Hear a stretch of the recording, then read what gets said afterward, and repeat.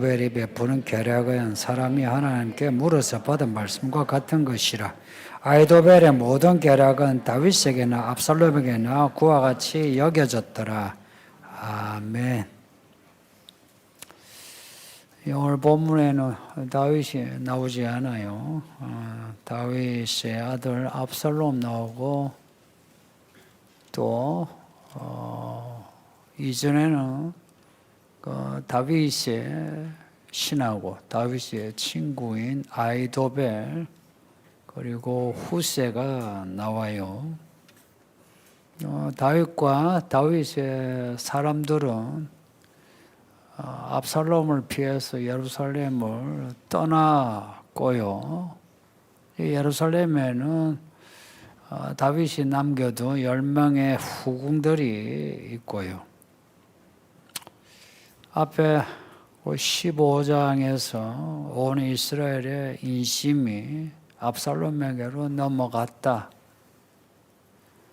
어찌된 일인지 사람들이 다윗보다 압살롬을 더 좋아하더라 하는 겁니다. 성경에 구체적으로 안 적어서 그렇지 다윗이 여러 실정이 있었다. 그리고 압살롬이 생각보다 영리하고 사람 마음 얻는 능력이 있다 라고 생각할 수 있어요. 다윗에게 가장 충격을 준 거는 아이도벨이라고 다윗의 모사. 그러니까 다윗이 신복으로 여기는 아이도벨이 다윗을 떠나 압살롬에게로 갔다. 압살롬이 먼저 이제 내게로 오라. 탐을 낸 인물인데 너무도 쉽게 압살롬에게로 갔다. 다윗이 아이도벨을 아꼈는데 압살롬에게로 감으로 다윗이 적잖이 충격을 받았는데 다윗의 친구 후세가 다윗을 따르려고 하니까 나를 따르지 말고 남았어. 예루살렘에 남아서 저 배신한 놈 아이도벨을 이겨다오 하는 당부를 했습니다. 16절은 다윗이 말한 대로 예루살렘으로 돌아간 후세가 압살롬을 이제 맞이하죠. 맞이하면서 하는 말입니다. 왕이여 만세, 왕이여 만세. 우리나라도 그렇죠. 만세수를 누리소서. 왕이여 만세를 그 히브리 본문을 직역을 하면 왕이여 사소서 하는 겁니다. 사소서 할 때에 그게 비동사입니다. 그 비동사가 그 유명한 하야 동사라고 하야가 비동사를 말해요. 그러니까 비동사가 또 인칭에 따라 여러 가지 다르죠. 똑같이 하야 동사도 인칭에 혹은 시제에 따라서 좀 다른데 오늘 이 본문에는 미완료인데 미완료가 이래 쓰일 때는 기원하고 소원할 때요 하는 겁니다. 근데 이 비동사는 있다 하는 거죠. 이다 혹은 있다 하는데 우리 하나님의 이름이 비동사로 가득해요. 여호와라는 그 이름이 나는 곧 나다 할 때 나는 곧 나다. I am 앞에 am 또 뒤에 am 이렇게 비동사로 가득해요. 그래서 여호와란 말은 비동사가 충만하. 그래서 비동사는 존재를 말하는데 하나님의 이름이 비동사로 가득하므로 이 비동사는 존재하면서 누군가를 혹은 무언가를 존재하게 하는 그런 힘이 있습니다. 그러니까 하나님의 이름이 이렇게 비동사로 가득하니 제가 만세 이제 이 말 이제 여기 나오는 이 비동사 하야 동사 가지고 지금 이야기를 하는 거예요. 이거는 상당히 중요한 내용이라서 내용이 나올 때마다 한 번씩 언급을 해요. 왕이요 만세할 때에 요 만세가 그러니까 비동사인데 그러니까 하나님의 이름이 항상 전제되어 가지고 괄호에 하나님이여 우리 왕을 만세 잘되게 해주세요 하는 겁니다. 이 비동사인데도 하나님으로 인해서 잘되게 하는 축복의 의미가 있다. 이 압살롬이 후세가 이제 이런 말 한 거는 이게 존칭이면서 축복입니다. 압살롬이 이 말 뭐 기분 나쁘진 않겠죠. 그런데 의외예요. 아버지 다윗하고 절친으로 알고 있는 후세가 아니 아버지 따라 안 가고 남아가지고 자기에게 만세 하니까 이제 압살롬이 후세를 좀 비꼬듯이 말을 합니다. 17절에 이것이 너가 친구 다윗을 후대하는 것이냐, 네가 다윗의 친구로 이게 할 짓이냐 이거죠. 너가 어찌하여 너의 친구 다윗과 함께 가지 않았느냐고 물어요. 이거는 당신은 다윗의 친구인데 왜 여기 이렇게 남아 있느냐, 가야지 하는 겁니다. 압살롬이 후세보다 아히도벨을 훨씬 크게 치고 있어요. 그래서 후세에 대해서는 별 욕심이 없나 봐요. 오히려 후세가 남아가지고 자기를 맞이한 것에 대해서 뭐지? 하는 거예요. 의외로 압살롬이 이런 말을 하니까 후세가 좀 그렇죠.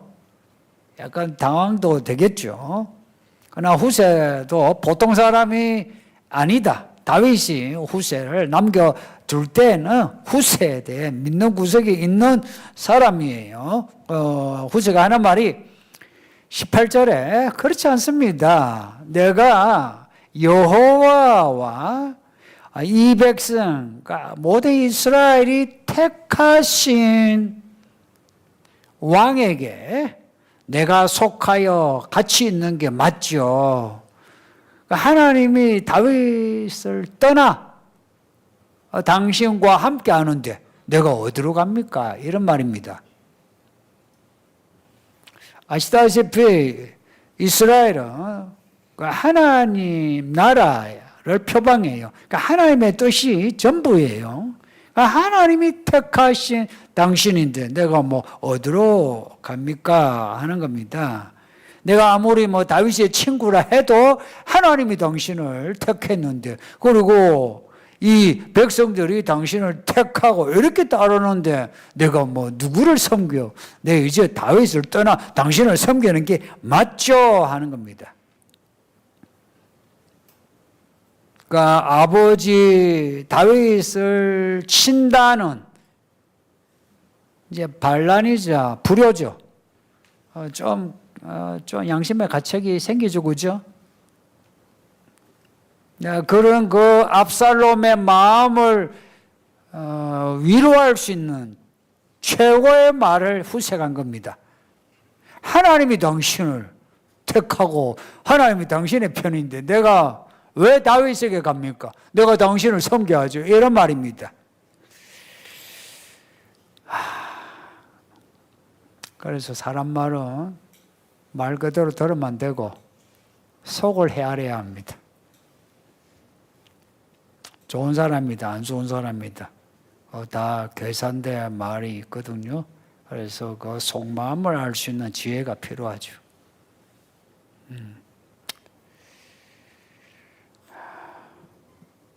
후세에게 이런 말 들은 압살롬이 어떻게 했을 것 같습니까? 그 뒤에 내용은 없는데, 이제 오늘 본문에는 없는데, 그건 이제 요 본문 뒤로 가면 후세가 압살롬 옆에 있어요. 그러니까 압살롬이 후세에게 물어요. 아이도벨 못지않게 후세에게 의지하는 모습을 보여요. 이걸 보면 압살롬이 후세의 말을 듣고 아주 기분 좋아했다 하는 겁니다. 자, 여기서 아버지 다윗하고 아들 압살롬의 그릇이 달라요. 압살롬의 후세가 지금 하는 말, 나 당신 편이요, 이거 아닙니까? 그죠? 그리고 뭐 하나님이 당신을 뭐 택하느니 뭐 이런 거는 그냥 립 서비스고, 그 압살롬의 마음에 하나님이 나를 택하셨는지 택하지 않으신 건 알죠. 택하셨는지는 모르고 택하지 않은 건 알지. 아버지에게 하나님의 언약이 있다는 거 알지. 그럼에도 압살롬은 이 후세가 하는 말 들어보니 후세가 내 편이구나. 이제 내 편이라 여기에 그래 받아들여요. 그러나 똑같은 후세인데 다윗이 후세를 보내요. 보내면 후세가 배신할 수 있잖아. 다윗은 그릇이 커요. 그리고 앞에 그 가드 사람, 블레셋의 땅에 가드 사람 이때, 그 발음이 이타이라 했어요. 그 이때 보고 야, 나 따라다니면 고생한다. 너와 함께 있는 저 식솔들 다 고생한다. 나 따라오지 마. 그냥 가. 그냥 저 예루살렘의 압살롬 편대요. 그 압살롬 밑에 있어. 이런 말 하는 다윗하고 압살롬하고 비교해 보세요. 이런 이야기는 우리에게 일상적입니다. 그렇게 품이 넓은 사람 찾기 힘듭니다. 다 쪼잔쪼잔. 이런 이야기를 우리가 100번을 읽고 들어도 그렇더라고요. 이때에 다윗이 한 말이 있어요. 그렇게 보내고자 하는데 안 가요. 안 가는 이때에게 한 말이 하나님의 은혜와 진리가 너와 함께 있기를 원한다. 이 신약의 용어 아닙니까? 은혜와 진리. 다윗이 그런 말을 할 수 있는 사람이에요. 그러니까 사람을 품는 게 달라요. 네 편, 내 편 이렇게 하지 않아. 여러분 살면서 교회 안에서도 네 편, 내 편 그러지 마소. 나하고 친하네 안 친하네 그러지 말라고. 특히 남자들. 뭐 여자들도 말할 거 없는데 이제 남자들이 그리 할 때에 이 영향이 커요. 그 남자들은 꼭 그런 그 쫄보가 있어. 압살롬에게서 쫓겨서 도망가는 다윗은 이 모든 걸 하나님의 일이라고 이제 받아들여요. 그래서 이 쫓겨가는 신세이지만 하나님이 나를 치신다 할 때예요. 그러면 내가 여기서 벗어날 길은 뭐겠습니까? 어찌하든지 하나님께 잘 보여야지. 그 잘 보이려면 어찌해야 됩니까? 하나님의 정의와 공의대로 처신해야지. 그래서 후세에게도, 그래서 이때에게도 그렇게 하는 겁니다. 그리고 자신의 이 피난길을 받아들이고 그냥 가는 겁니다. 자존심이 있지. 근데 다윗에게는 그런 자존심 같은 거 없어요. 왜냐? 하나님이 치시는데 무슨 자존심이? 성도님들, 하나님이 치시는데 자존심을 걸면 하나님에게 시비 거는 겁니다. 하나님이 칠 때는 자존심이고 뭐가 없습니다. 그냥 받아들이는 거지. 반면에 압살롬은 끝까지 네 편 내 편 따집니다. 그러니까 네 편 따지는 사람의 특징이 뭔지 아세요? 이거는 압살롬에게나 지금이나 똑같은 늘 나타나는 모습인데 가지고 있는 걸 반드시 드러내야 돼요. 권력이면 권력, 지금은 돈. 네 편, 내 편 따지는 사람 잘 보세요. 자기가 가지고 있는 것을 반드시 드러내야 돼. 하나님을 드러내는 건 없어요. 없이 자기를 드러내는데 어떻게 드러내요? 가지고 있는 돈이나 아니면 권력이나 아니면 자기가 가지고 있는 재주를 드러내죠. 이거는 100%입니다. 그러니 시간이 갈수록 우리 하나님의 이야기는 이제 익어가죠. 그러면은 다윗과 같은 하나님의 사람, 지금 쫄딱 망해가지고 뭐 추락하고 있지만 하나님이 이렇게 때가 있게 되고, 압살롬은 지금 솟아오르지만 추락할 때가 있고 교차할 때가 있습니다. 인생의 재미는 이런 교차를 맛보는 겁니다. 이제 뭐 관건은 뭐냐? 내가 뭐 압살롬 스토리냐 다윗 스토리냐 이 차이지. 반드시 교차가 됩니다. 이거는 윤리적인 문제, 이런 문제 넘어서요, 그런 문제가 아니고 하나님의 그 이야기를 따라 살아가는 믿음의 문제입니다. 이거는 내가 엎드려 배우지 않으면 알 수 없는 거예요. 시간이 가면 반드시 드러난다 하는 겁니다. 20절 이하 이제 이야기가 바뀌어요. 압살롬이 이제 아히도벨하고 이제 이야기가 돼요. 지금 성도님들 앞에 후시 이야기 그리고 20절 이하의 압살롬 이야기 이렇게 두 개의 이야기를 이렇게 연이어 이렇게 딱 내놓을 때 이렇게 기록하게 하실 때 그냥 우연히 이렇게 기록하게 하셨을까? 절대 아니에요. 우리 하나님은 이야기꾼이세요. 이런 이야기를 통해서 우리에게 말씀하고자 하는 게 있는 거라. 그래서 성경을 읽을 때는 성경을 차례대로 읽어야 하고, 그리고 성경의 스토리의 구조를 알아야 돼요. 그 구조는 어떻게 아느냐? 읽으면서 생각을 하고 곱씹을 생각하고 그래야 돼요. 그래서 앞에 이야기 기억하고 지금 이야기 생각하고 맞춰가야 돼. 20절에 압살롬이 아히도벨에게 하는 말이 너는 이제 내가 어떻게 행할 것인지 계략을 말하라 그럽니다. 계략을 말하라. 계략을 말하라 그럽니다. 다윗이 그런 말 한 적 있어요?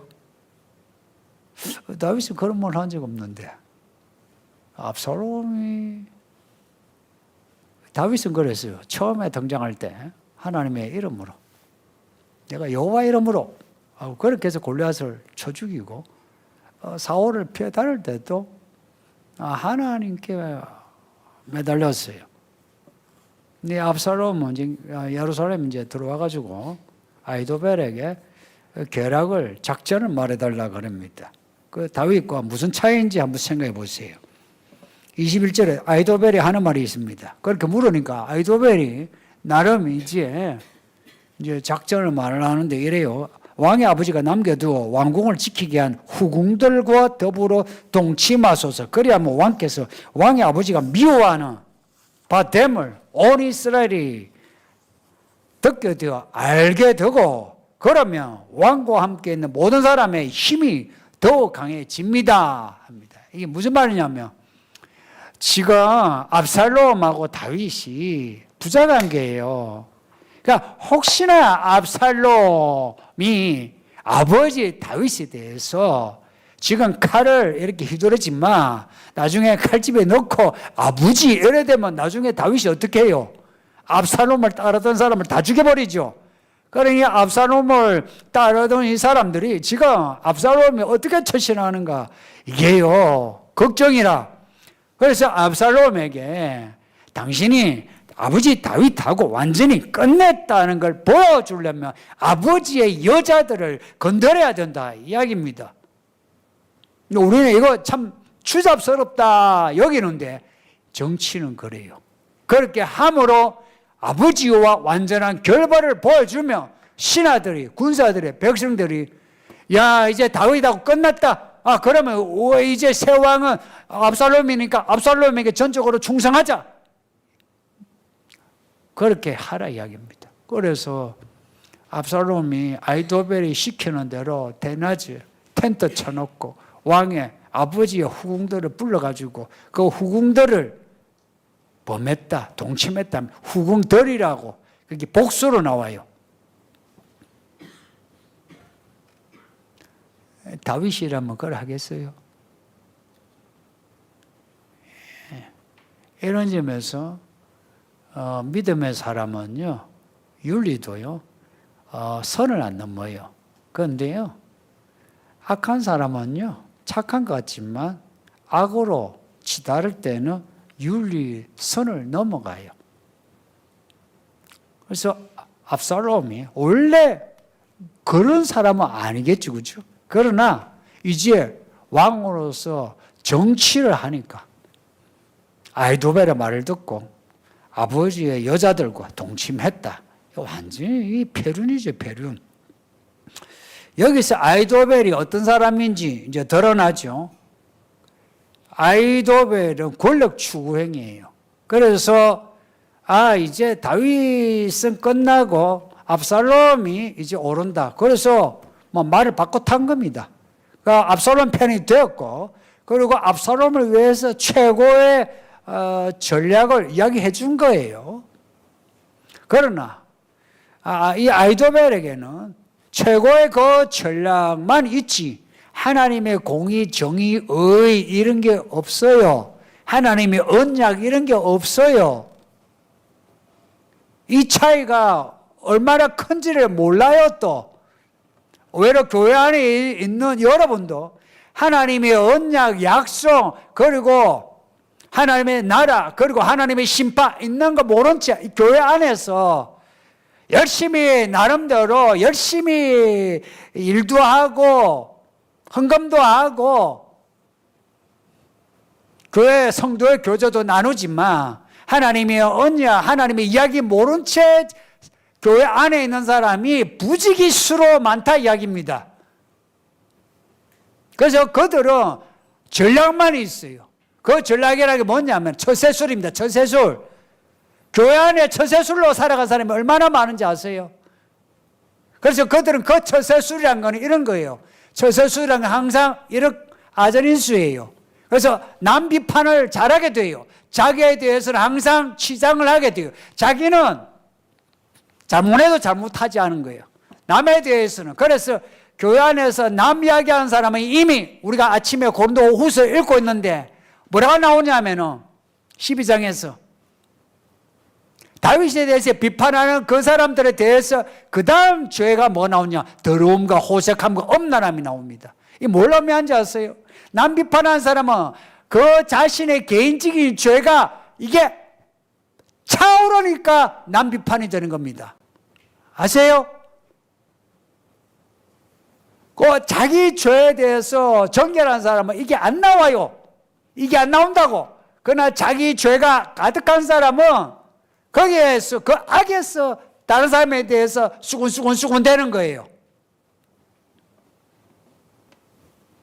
이 아히도벨은 하나님의 정의 이런 게 없어요. 그러나 전략은 끝내줘요.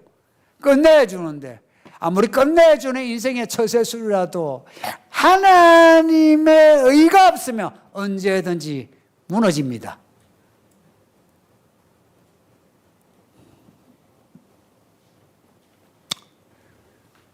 나는 여러분들이 이런 말을 이해했으면 합니다. 그리고 나는 한국 교회가 이런 말을 다 들어야 된다고 생각해요. 그래서 아쉬워. 나 정말 아쉬워. 이걸 배워야 하고 들어야 하고 지적을 받아야 하는데 정말 아쉬워요. 23절에 그때의 아히도벨의 계략은 사람이 하나님께 물어서 받은 말씀과 같다고 합니다. 뭐냐면 아히도벨이 말하면 압살롬부터 신하들, 백성들을 어떻게 듣느냐면 하나님의 말씀처럼 들었다 이야기입니다. 말하자면 절대적인 권위를 가지고 있더라 하는 겁니다. 이 완전히 그 아이러니 아닙니까? 이 사람은 권력 추구행위라 하나님의 의는 몰라. 그런데 이 사람의 말이 하나님의 말씀처럼 들리더라 하고 지금 이 성경이 이 아이러니를 우리에게 지금 강조하고 있는 겁니다. 이게 압살롬에만 아니라 지금도 그런 겁니다. 교회 안에서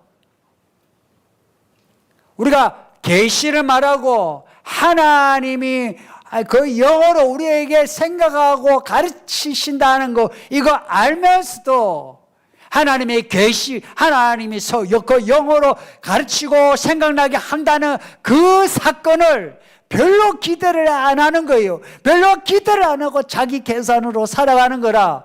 그리고 그 같이 계산이 맞는 사람끼리 서로가 맞지 하고 그렇게 사는 거라.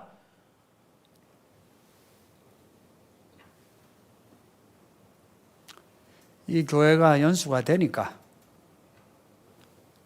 제 성도님들 이 연수에 맞게 믿음 생활 하시고 만일 연수가 되어도 아니면 배울 수 있는 대로 가세요. 내가 예전에는 초기에는 그런 말을 하면 곤란하죠. 그러나 여러분에 대해서 내가 책임감을 느껴요. 이제 정말 책임감을 느껴요.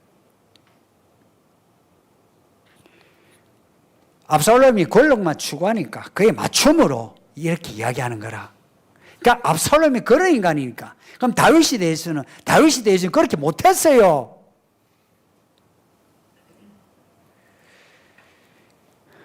이렇게 성경이 후세 이야기, 아히도벨 이야기 이렇게 따로 해서 이렇게 딱 대비를 시켜 놓은 거, 이 대비가 뒤에 그대로 갑니다. 후세의 이야기, 아히도벨의 이야기, 나중에 어찌 될 것 같습니까?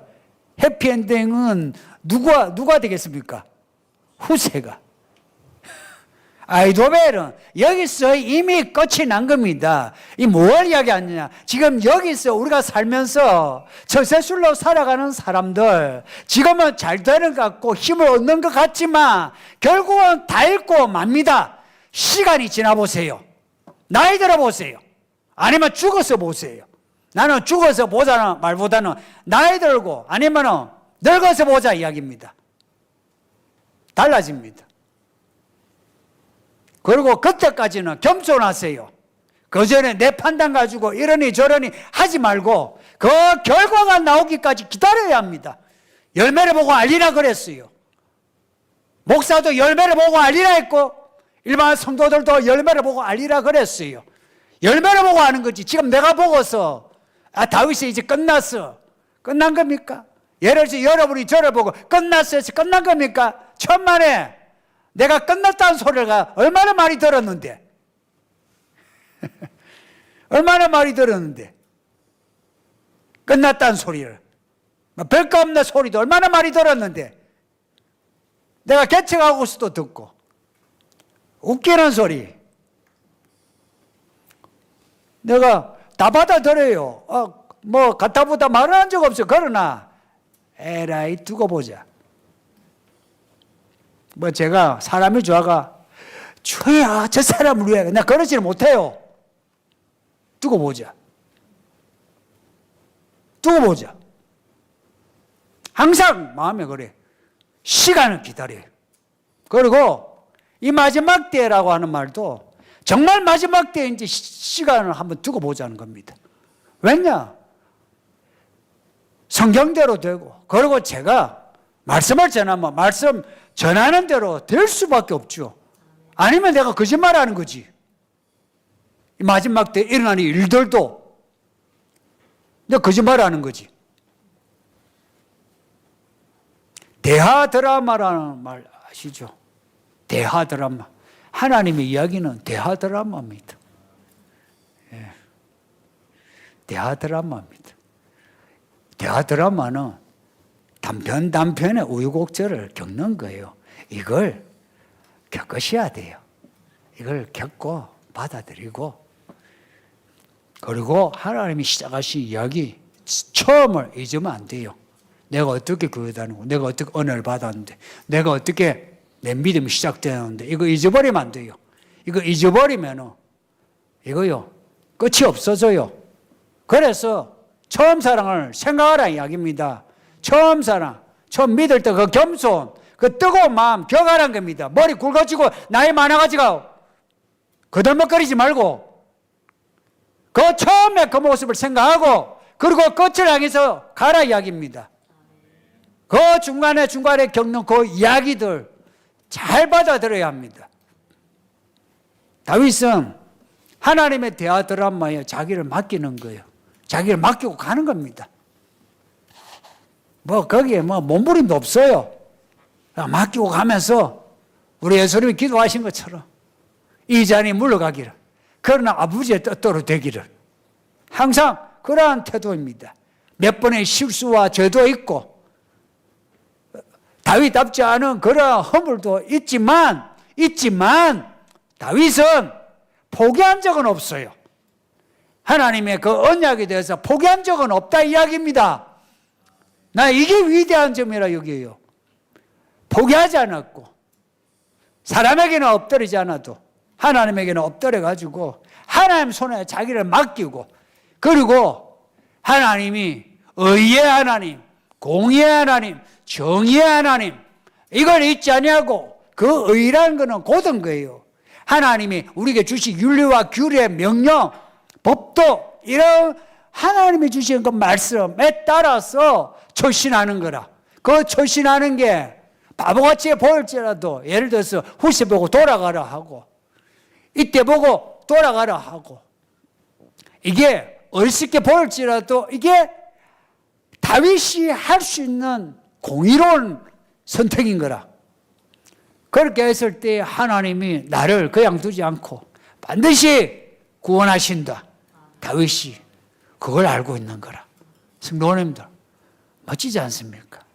그리고 우리 인생, 우리가 지금 인생에 피꺼 있다면 그나마 다행인데, 그렇지 않고 인생 우여곡절에 참 내가 지금 쫓겨가는데 옆에서 시모에 그랬잖아요. 시바도 그렇고 막 우리 보고 조롱하고 혹은 속이고, 그거 이게 뿌리 나죠. 그러나 다 받아들이면 돼. 그대로 받아들이고 시간, 계절이 지나면 열매가 익는다. 하나님의 이야기가 나에게서 이루어진다. 이 믿음만 있다면 우리 인생 나중된 자 먼저 됩니다. 이 믿음을 가지시고 끝까지 믿음에 경주하시기를 축복합니다. 말씀 생각하면서 기도합시다. 아버지 하나님 감사합니다. 오늘 이 밤에 이 말씀을 읽게 하고 듣게 하시려고 우리를 이곳에 부르신 걸 감사합니다. 우리 모든 성도들이 이러한 믿음의 하나님의 이야기를 받아들이고